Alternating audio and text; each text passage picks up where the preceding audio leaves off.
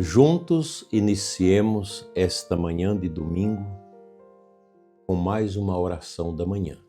Em nome do Pai, do Filho e do Espírito Santo. Amém. O ressuscitado vive entre nós. Hoje é domingo do tempo comum, mas a gente lembra a conversão de São Paulo, embora ela não seja hoje lembrada na liturgia, porque o domingo precede estas festas litúrgicas. Mas nós vamos falar dele.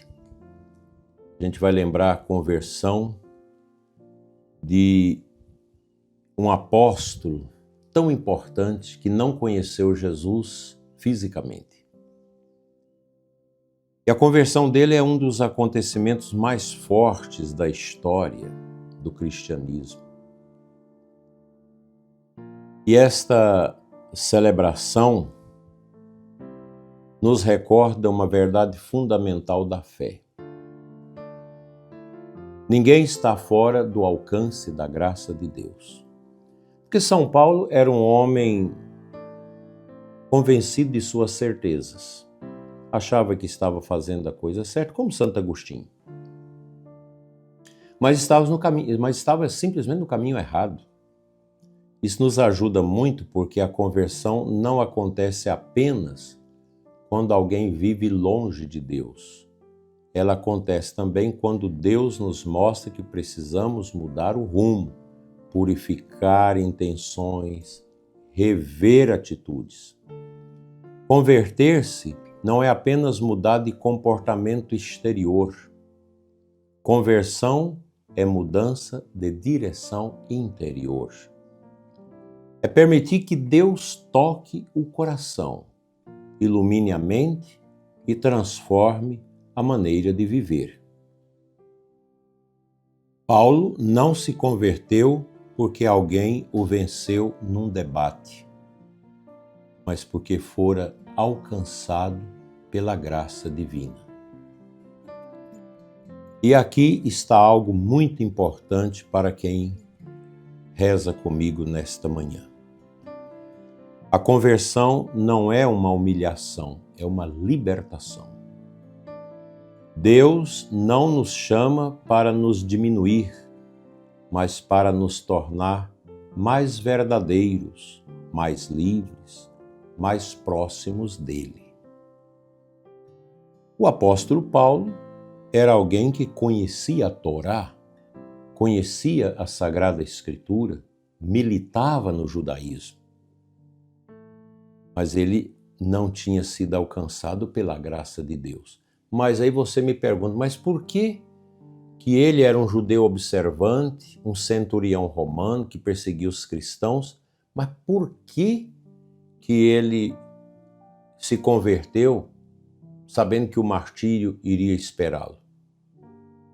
Porque dentro dele havia um resgo de luz apontando para a verdade. Ele estava nesse caminho, mas aquela luzinha da verdade apontava outro caminho.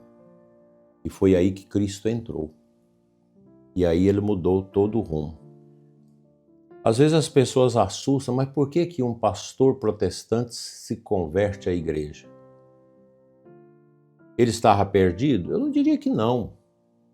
Ele estava num caminho, mas dentro dele tinha uma luzinha que o inquietava. É preciso aprimorar a verdade. E quando ele começa a estudar os padres da igreja, a vida dos santos católicos, ele descobre, não é esse o caminho que Deus quer de mim. Isso é a mudança de caminho, a conversão. Mas por que certos padres se convertem ao protestantismo? Aí não é uma luzinha que está lá, mas é um rio de águas estranhas que se chama orgulho, que está do outro lado. Lutero foi um orgulhoso.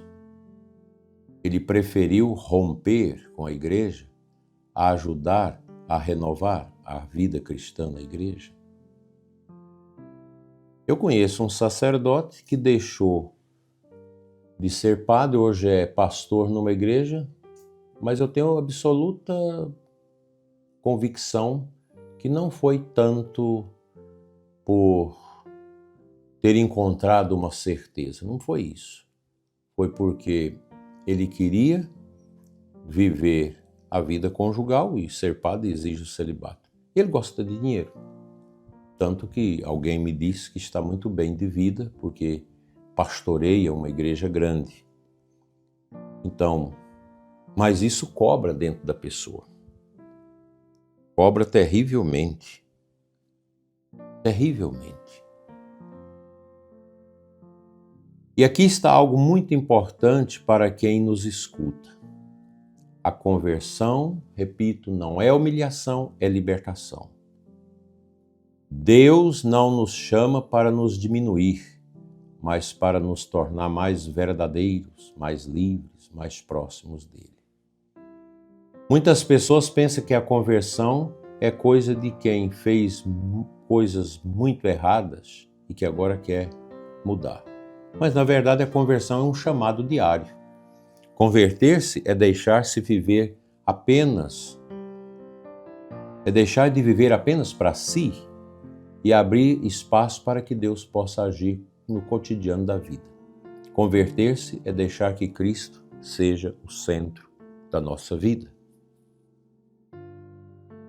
Conversão é cordare, no latim, é dar o coração todo dia a Deus. São Paulo, depois da experiência com Cristo, não se fechou na culpa do passado.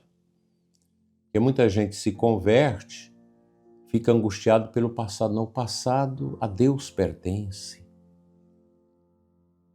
Ele não ficou preso no que tinha sido, assistido, inclusive, de maneira orgulhosa, o crime do martírio de Santo Estevão. Ele estava lá. A graça de Deus não paralisa, ela envia. Paulo se levanta, aprende, cresce, anuncia, sofre, persevera. A conversão verdadeira gera missão. Quantas pessoas hoje vivem presas ao passado, aos erros, às quedas, às feridas? E o Senhor diz: levanta-te. A graça não apaga a história, mas dá um novo sentido à vida. Quantas pessoas que viveu no comunismo, no marxismo, no feminismo, numa vida despudorada, longe de Deus, na revolta, promovendo aborto, ideologia de gênero, assumindo um estilo de vida estranho, profundamente distante da verdade e da luz. Pessoas essas que se convertem e que mudam o seu jeito de ser, até o rosto da pessoa fica melhor qualificado, desiste da maconha, dos vícios, do marxismo cultural, da revolta contra Deus, contra a igreja, daquela revolta da luta de classes, porque encontrou Deus. Larga a preguiça, larga aquela vida tenebrosa, aquela vida estranha. Como me dizia uma mãe, meu filho entrou para a faculdade e virou um esquerdista, um comunista terrível. E nas férias, ele levanta para o almoço. O quarto fedido, aonde tira a roupa fica no chão, não tem ânimo, porque o pecado destrói a pessoa, estraga a vida da pessoa. E tudo que é manifestação contra a igreja, a favor de aborto, está lá. Então essas pessoas, quando se convertem, é uma grande bênção para a comunidade, para a igreja, porque elas saem daquele casulo, daquela coisa hermética, fechada na qual vivia, para se tornar realmente uma bênção. É claro que a graça de Deus não apaga a nossa história. A pessoa vai carregar essa sua história, mas é uma história que não dá mais sentido à vida dele. O sentido novo é a cruz, é Cristo que ele encontrou. Talvez alguém que esteja aqui rezando conosco também esteja sentindo-se distante de Deus, desanimado na fé, cansado de lutar contra seus próprios limites. Então hoje, nesse domingo, dia que a gente faz memória também da conversão do apóstolo Paulo, uma boa notícia chega para cada um de nós. Deus continua chamando, Deus continua transformando. A conversão, para encerrar aqui essa nossa meditação, não acontece de uma vez só.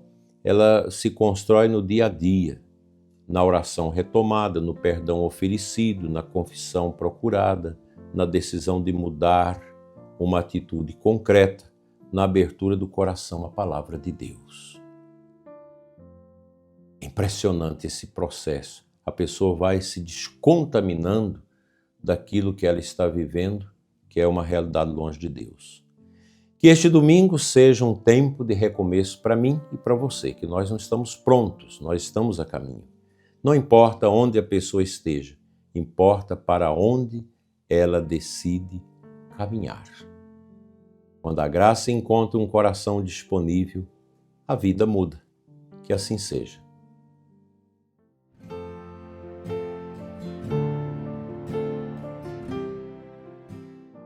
O Santo Evangelho de hoje, que deve entrar no meu ouvido e no seu, é de Mateus 4, 12, 23. Como é bom a gente sair cedo para a missa, chegar um tempinho antes, nesse domingo, para rezar antes de começar a missa. Rezar pelo sacerdote, pelo povo, pelos cantores que vão animar o canto da igreja, os que vão ajudar na liturgia.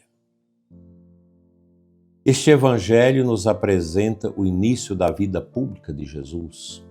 Ele começa anunciando: convertei-vos porque o reino dos céus está próximo. Essa é a primeira palavra do anúncio, conversão. Jesus chama pessoas concretas, pescadores, homens simples que estavam trabalhando, vivendo a vida comum. E a palavra diz algo forte: eles deixaram imediatamente as redes e o seguiram. Isso não quer dizer que não houve medo ou dúvida, mas quer dizer que quando Jesus chama, ele oferece um sentido maior para a vida. E aqui eu me recordo, 3 meses antes de eu entrar no seminário, eu vivi um dos momentos mais dolorosos da minha vida. Que eu pensava, estou no caminho certo ou não estou? É isso que eu quero ou eu serei decepcionado? Deixo e vou me casar, continuar minha vida de namoro, ou largo tudo e vou ser padre? Não foi fácil, foram 3 meses de grande luta.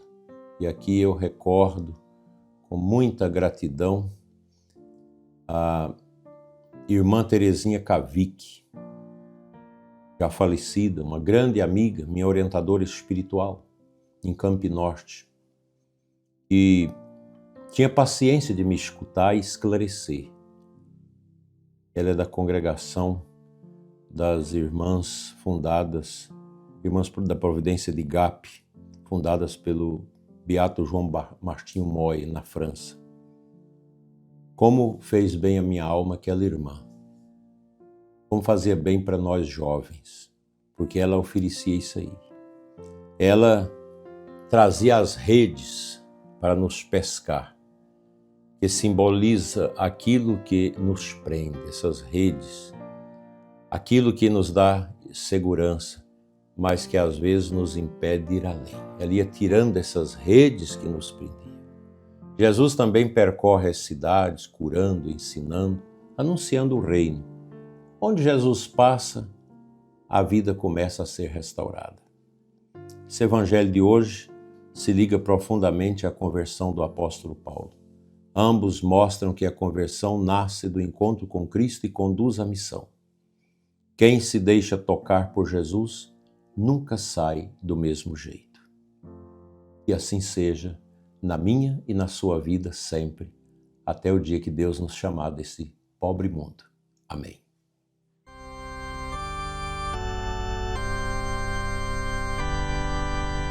Te convido a orarmos juntos em espírito.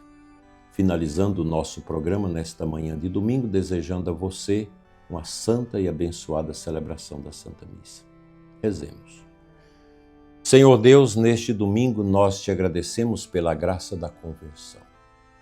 Olha para todos os que nos escutam e carregam dentro do coração o desejo de mudar, de recomeçar, de voltar a Ti. Toca, Senhor, as áreas da nossa vida que precisam ser transformadas. Dá-nos coragem para deixar as redes que nos prendem e seguir Jesus com confiança. Que a Tua graça nos renove, nos cure e nos envie a viver o verdadeiro discipulado.